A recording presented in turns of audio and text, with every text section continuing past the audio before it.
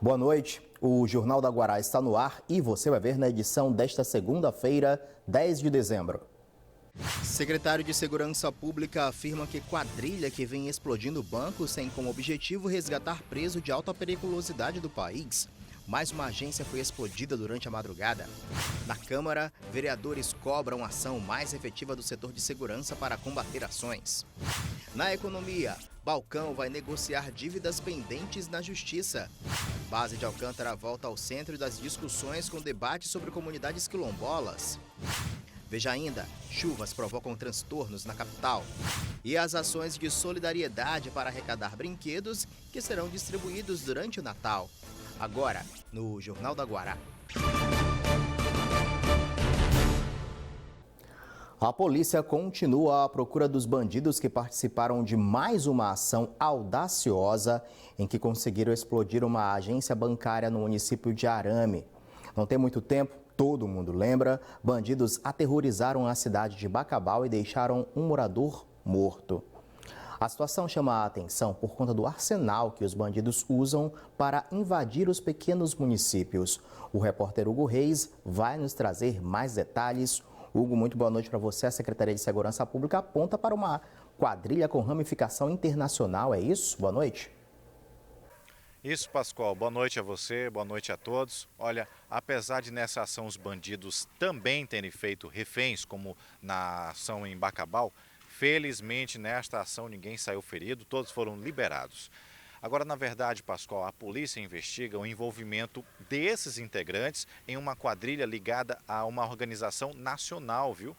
Uma organização com atuação em vários estados e essa constatação foi feita a partir da identificação de quase 20 casos de novembro até agora com as mesmas características. A ação intensa nesse curto período indica uma estratégia coordenada dos criminosos. Segundo o secretário Jefferson Portela, os assaltos seriam para financiar o resgate do preso Marcos Camacho, o Marcola, que custaria aí 100 milhões de reais. Os assaltos a banco desde novembro estariam servindo para financiar essa operação. Pascoal. Tá legal, Hugo Reis. Muito obrigado por suas informações. Boa noite. Até amanhã. Vamos ver agora a um levantamento feito pelo Sindicato dos Bancários dessa situação dos bancos no Maranhão, que os assaltos têm acontecendo recentemente, principalmente este ano. De acordo com o levantamento do Sindicato dos Bancários, foram registrados em todo o Maranhão 2 ocorrências de saidinha bancária, 3 assaltos e 14 arrombamentos com explosões. Bom, para encerrar esse assunto, na Câmara Municipal de São Luís, o vereador Marcial Lima cobrou no plenário a união das forças de segurança no combate a essas ações criminosas. Vamos ouvir. Eu acho que tem que funcionar a integração das instituições de segurança urgentemente, não se pode mais permitir. Esse é um sistema integrado que já tem no Brasil, em vários estados, mas precisa funcionar com veemência, não pode mais imaginar que essa organização criminosa que está aí, a própria polícia, quando aconteceu em Bacabal, já tinha dito que várias pessoas que participaram integram uma organização criminosa, inclusive com ramificação internacional, quer dizer, pessoas dando ordem fora do Brasil e de dentro de presídios. Então é preciso tomar uma atitude dura. Eu acho que o governo do estado, todos os segmentos da segurança, precisam juntar Polícia Rodoviária Federal, PF, Corpo de Bombeiros, Polícia Civil, Corpo de Bombeiros também, as guardas municipais que funcionam no interior, juntar Polícia Civil, Sistema Integrado de Segurança, a Polícia Civil ter um bom serviço de inteligência por meio da Superintendência Estadual de Investigações Criminais e botar tudo para funcionar com o objetivo de combater a quadrilha ou as quadrilhas, né, que não é apenas uma, que estão atuando no Maranhão. É isso. Nosso assunto agora é economia.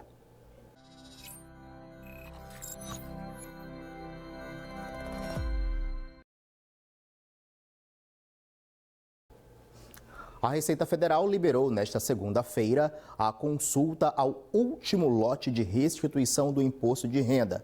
Se você não está neste lote, significa que caiu na malha fina do leão. 628 mil declarações estão nessa situação em todo o país, o que corresponde a 2% das receitas entregues. 319 milhões de reais vão entrar no mercado econômico com os valores restituídos. E ainda falando em contas e dívidas, quem procurava uma oportunidade para regularizar seus débitos com tributos, encontrou. Foi aberto nesta segunda-feira o mutirão de renegociação de dívidas. O evento é realizado em conjunto pelo Tribunal de Justiça e o Governo do Estado. Até o próximo dia 19, quem quiser colocar sua situação em dias, esta é a oportunidade. Em São Luís, são 3 postos de atendimento presencial. Sede do Tribunal de Justiça, Fórum Desembargador Sarney Costa e Secretaria de Fazenda do Estado. Os atendimentos são voltados aos contribuintes que respondem judicialmente por débitos de PVA, ICMS, contas de água e outras dívidas com a Fazenda Pública Estadual, independente da causa ter sido ajuizada ou não. O importante é encontrar um denominador comum nas discussões. Para isso, o Estado já se antecipou, propondo descontos de até 100% nos juros e nas multas de alguns débitos. Uma das partes, que é o Estado, já acenou com a possibilidade de um desconto relevante. Esse desconto é um indicativo da predisposição para a negociação. Agora falta apenas a outra parte dizer: eu aceito o aceno, eu agora vou para a mesa de negociação e eu vou resolver essa pendência. Para o desembargador, esses mutirões são espaços onde o entendimento pode ser conseguido facilmente e com reflexões. Por isso, ele tem denominado esses eventos como espaços de racionalidade. O Poder Judiciário não consegue, por mais que tente, resolver a tempo e a hora os conflitos. Então, quando você abre um espaço como esse, que eu repito, chamo de espaço de racionalidade, você possibilita que as partes se sentem numa mesa de negociação e cada um cedendo um pouco aqui, cedendo um pouco acolá, terminam convergindo para uma solução do conflito. O mutirão foi concretizado após o governador Flávio Dino editar medida provisória que autoriza a realização de transação de créditos tributário e não tributário inscritos em dívida ativa e objeto de cobrança judicial. A medida também possibilita até 100% de descontos em multas e juros de mora. As conciliações serão promovidas pelo Tribunal de Justiça do Maranhão e as negociações serão encaminhadas pela Procuradoria-Geral do Estado do Maranhão. O interesse do Estado aqui no mutirão é fazer as negociações para que possa melhorar a situação de cada contribuinte. Para isso, o Estado está ofertando uma diminuição de multas e juros, que pode chegar até 100%, a depender do caso. Então, aqui teremos a facilidade de finalizar processos judiciais e, para o contribuinte, teremos a vantagem de uma diminuição de multas e juros, o que pode se tornar extremamente vantajoso para esse contribuinte. Vamos ver agora os números do mercado financeiro. A Bolsa de Valores despencou 2,5%, fechando o dia com movimentação de 85.914 pontos. O dólar subiu 0,73%, cotado a R$ 3,91. O euro teve baixa de 0,24% e cotação de R$ 4,45. É isso, encerramos então as notícias econômicas e abrimos espaço para um debate importante e necessário que tem tudo a ver conosco aqui do Maranhão e se chama Base de Alcântara. Foi tímido o avanço no debate sobre a base na última sessão na Câmara Federal. O acordo de salvaguarda entre Brasil e Estados Unidos está em negociação desde o ano 2000. Em 2016, foi retirado pelo Executivo em função de diversas críticas dos parlamentares que temiam uma eventual perda da soberania nacional. No ano passado, uma nova proposta foi apresentada pelo Brasil aos Estados Unidos e, em maio deste ano, a proposta foi devolvida pelos Estados Unidos com as observações que eles consideravam pertinentes. Pois bem, atualmente está em análise pelo Executivo na busca de um consenso, mas vai demorar, inclusive, por conta de celeumas com as comunidades quilombolas. Não é isso, Ana Tereza? Muito boa noite para você. Que novidades a gente tem a respeito desse assunto, hein? Boa noite, Pascoal. Boa noite a todos que acompanham o Jornal da Guará. É isso mesmo que você falou. O debate proposto pelo deputado Pedro Fernandes busca esclarecer alguns pontos sobre a retomada de negociações entre Brasil e Estados Unidos sobre o uso do centro de lançamento de Alcântara. Existe uma questão aí que é a questão dos quilombolas. O que acontece? No último fim de semana, representantes dos direitos humanos e minorias da Câmara dos Deputados estiveram em São Luís para para averiguar algumas denúncias de violações de direitos humanos e também para saber mais sobre o que ficou protocolado por essas comunidades. O que eles querem? Querem que seja reconhecido e protegido o território quilombolas em Alcântara, conforme já foi determinado pelo INCRA em 2008. Essa decisão vai ficar a cargo do presidente eleito Jair Bolsonaro, que já disse ser a favor da expansão do centro de lançamento de Alcântara. Ana Tereza, de volta aos estúdios.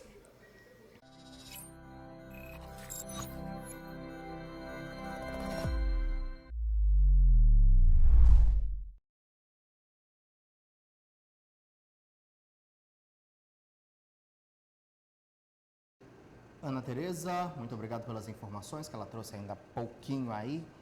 E a gente dá continuidade, claro, a esse assunto, não necessariamente ao assunto dos quilombolas ali na base de Alcântara, mas as necessidades que os quilombolas têm como um todo aqui no Maranhão. Para isso, já estou com o Marcos Saldanha. Marcos, muito boa noite para você. Boa noite, Pascoal. Boa noite você aí de casa. E que bom tê-lo de volta aqui, né? Depois de um merecido descanso. Queria mais, mas tudo bem, né? Faz parte. Vamos lá. Trabalhar, é isso. Ô, Marcos, vimos aí, a Ana Tereza trouxe a informação muito concisa, muito clara no que diz respeito à situação que os quilombolas estão enfrentando, a reivindicação do espaço que eles precisam ter ali para a área da base de Alcântara do CLA, uma expansão que, ao que tudo indica, pelo andar da carruagem, pelo andar das negociações do atual presidente Temer e também do futuro presidente Jair Bolsonaro, deve se consolidar. No entanto, esse não é o único local em que eles enfrentam essas dificuldades de terem direito à sua terra. Tem muitas outras histórias complicadas para os quilombolas aqui no Maranhão. É verdade, infelizmente, né? Olha, Pascoal, eu tive uma oportunidade ímpar de passar um final de semana com a comunidade tradicional chamada Santa Rosa dos Pretos, um povoado da região de Itapecuru, que fica às margens da BR-135. E os problemas lá realmente, como você falou, são muito similares ao que passa não só também Alcântara, como várias outras comunidades tradicionais, sejam indígenas ou sejam quilombolas, e muito, inclusive, essas lutas são em conjunto. E uma coisa que a gente para pensar, uma reflexão que a gente faz sobre esse discurso de invasor, de invasão, de desapropriação, é que, a princípio, parece uma coisa muito simples. Quer dizer, por que não tirar a comunidade quilombola ali de Alcântara, num espaço que faz a base? Parece simples para quem está longe. Claro que a BR-135, você viajando para lá, você vê indiscutivelmente a necessidade de duplicar. É questão de segurança, claro, é uma série de fatores. Não tem como também pensar a questão do desenvolvimento do Maranhão sem uma linha férrea para escoamento, ou até mesmo ampliação, que é o que acontece com os trilhos da Vale do Rio Doce, ou até mesmo linhas de transmissão da Eletronorte, que passam ali em vários territórios. Mas a grande questão é que a gente também precisa ser capaz de se colocar no lugar do outro. É a grande dificuldade. Eu acho que isso é um exercício importante para que se possa decidir. E uma coisa que chama a atenção é que, geralmente, quando o poder público vai a esses lugares, ele vai para uma tarde, ele vai para uma noite, ele vai para uma plenária, ele vai para uma reunião, supostamente levar a solução como se ele soubesse o que é melhor para aquela comunidade. E ainda que ele ouça a comunidade, ele não está disposto a ouvir de fato, porque ele não vai atender, ele já sai com algo determinado que ele só precisará convencer. E se não convencer, ele vai fazer isso pela força. Então, no caso de Santa Rosa dos Pretos, são 3 agressões. Tanto a BR-135, que corta uma comunidade tradicional, que faz a gente pensar, há quanto tempo existe o DENIT? Me parece que não são mais do que 70 anos, que é a lei federal que diz que as margens das rodovias não podem ser invadidas. Exatamente. Mas aí você tem uma comunidade que está ali muito mais tempo do que isso. Quer dizer, naquela região, por exemplo, você tem terras do século XIX, XVIII, que foram passadas em papel para aquele povo. Então, o que vale?